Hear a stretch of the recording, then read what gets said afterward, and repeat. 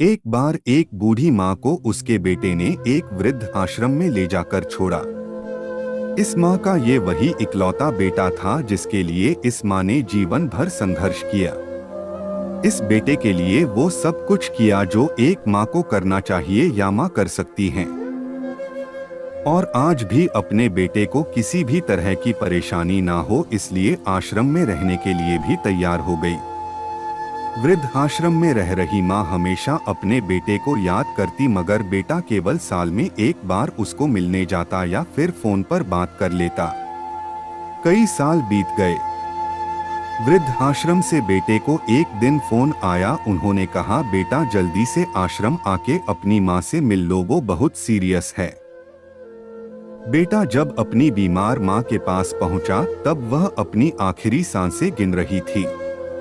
बेटे ने अपनी माँ से उसकी आखिरी इच्छा पूछते हुए कहा, माँ मैं तुम्हारे लिए क्या कर सकता हूँ बताओ। माँ ने कहा, बेटा इस आश्रम में गर्मी और मच्छर बहुत ज्यादा है, यहाँ पर कुछ पंखे लगवा देना।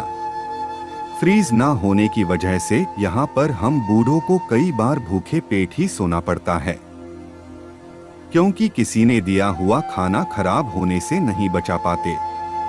तो इस आश्रम के लिए एक दो फ्रिज भी खरीद कर दे देना।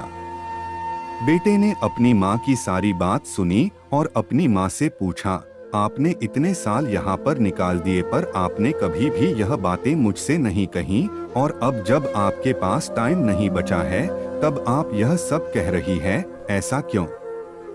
माँ ने बेटे को जवाब देते हुए कहा, बेटा मैंने गर्मी, भूख और पीड़ा सहन कर ली, लेकिन मुझे पता है जब तेरे बच्चे तुझे यहाँ पर छोड़कर जाएंगे तब तू यह सब सहन नहीं कर पाएगा, इसीलिए तेरी सुविधा के लिए मैं तुझे यह सब लगाने के लिए कह रही हूँ। दोस्तों, माँ की ये आखिरी लाइनें किसी भी बेटा या बेटी की आंखें खोलने के लिए सक्षम है।